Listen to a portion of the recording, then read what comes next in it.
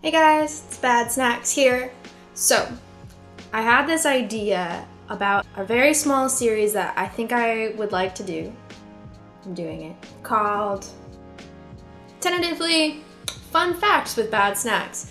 The thing about this though is that none of this is about facts. A lot of this is very subjective advice about mixing, and it's kind of like me listing some of my favorite techniques and some of my favorite plugins. Just a little thing. So today I just wanted to do a quick video that is about a topic that is near and dear to my heart, which is plugins that give you lo-fi effects. So we're talking about vinyl and tape emulations, things that give you warble, things that warm your tone. Basically anything that turns your music into what would be lo-fi or kind of vintage sounding. It is a very trendy thing to do in audio production right now.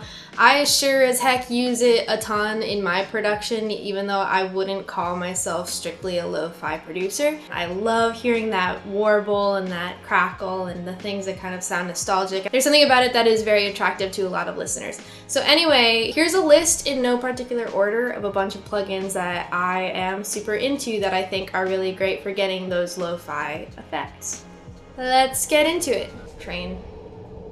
So I want to start by talking about the Wolf Compressor by Good Hertz. You may have heard of them by the band Wolfpack. So it is a compressor. I typically use it on drums most of the time, but there is kind of like a lo-fi setting, a noise setting. So a lot of their algorithms for their presets are based off of like old school beat machines. So the thing is that you can use it on basically anything and it'll work really well as that kind of analog old school style compression. I think the price point of this is just shy of $150, so it is a little bit on the high end, but as far as using a compressor for drum groups, this is kind of like my go-to. So I'll use it in an example and you can hear it in context.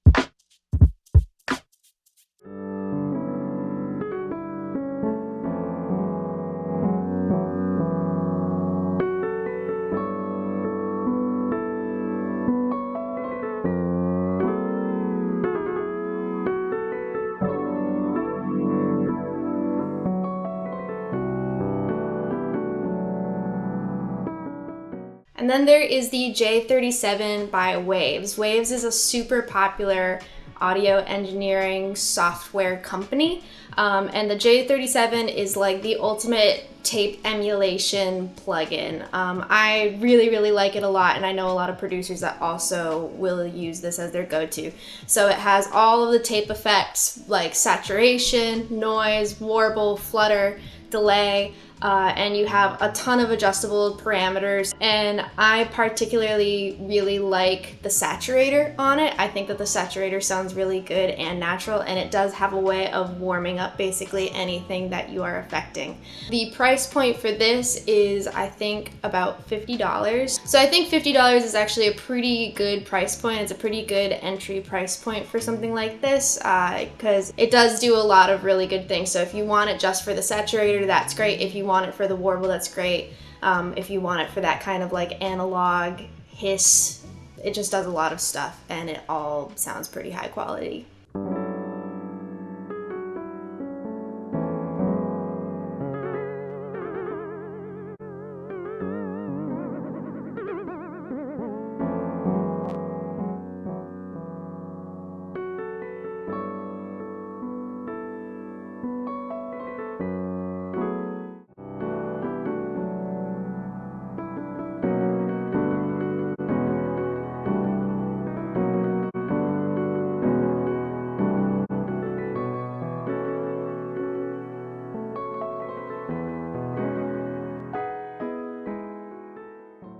The next one that I want to talk about is the Grande DAW cassette. This one is not as popular. I actually haven't seen that many producers use it.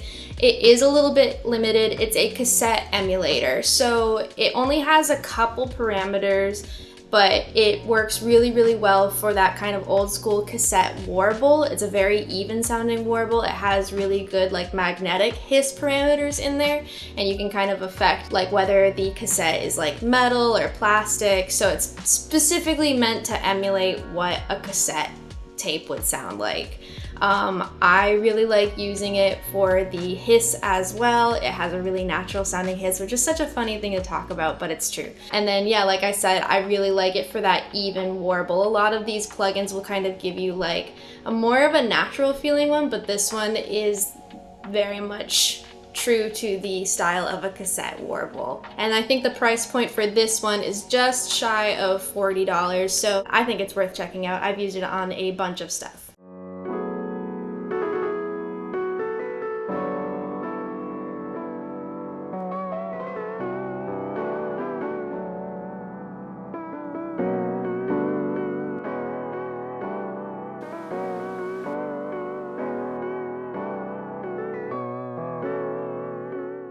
One of the most popular plugins that I recommend to people who are especially looking to get into lo-fi, and I know a lot of lo-fi beat makers use this plugin, it's called the Izotope Vinyl, or I guess just called Izotope Vinyl.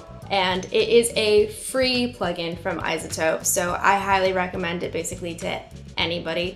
And it's a vinyl emulator, so it gives you the warp features as well as different kinds of noises, so like dust, magnetic noises, whatnot.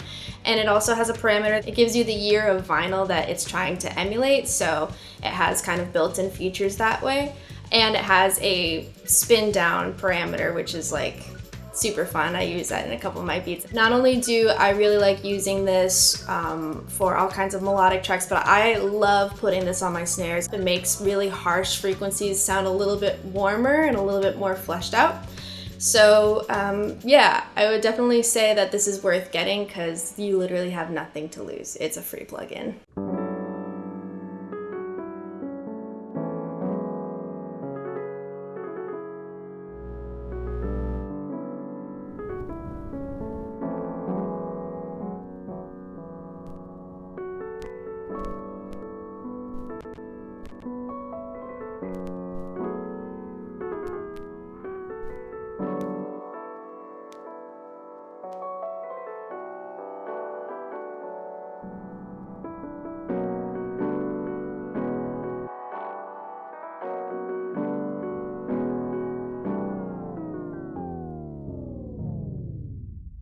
Last but not least, I would definitely recommend checking out the RC20 by XLN Audio. It is a super popular plugin right now because it's not just a vinyl emulator or cassette emulator or tape emulator. It's kind of like all of that wrapped into one plugin with additional parameters that go into distortion and into bit crushing / redux and into warble and into space delay. And there are just so many different applications of this, and each and every one of the parameters on their own standalone are all really good plugin features to have. So for instance, the space delay is really, really wonderful. I like using it a lot. I love the distortion. I love the redux. And there are just so many different ways that you can customize it for the instrument that you want. So price point for the RC20 is just shy of $80, so it is a little bit more on the expensive side of things, but I do definitely recommend it just because there are so many different parameters. You're really getting more like 5 plugins in one. But yeah, RC20, highly recommended. I use it on almost everything.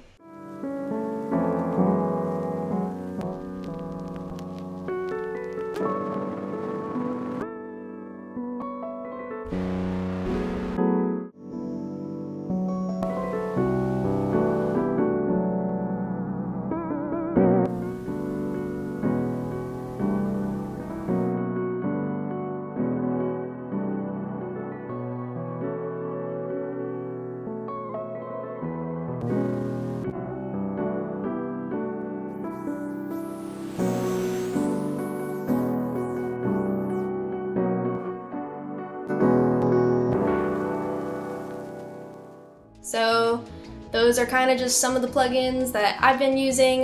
There definitely are more than that. I mean, even Waves has a vinylizer that we could also get into, and I know that there's like another one called Lo-Fizer. So if you guys also have like your must-have lo-fi plugins that you'd like to add to the list, feel free to comment below and we can discuss. But anyway, these are the plugins that I probably use the most, and I don't have a favorite. I use them all for different things. And yeah, I think that is it. Professor Snackarelli is out.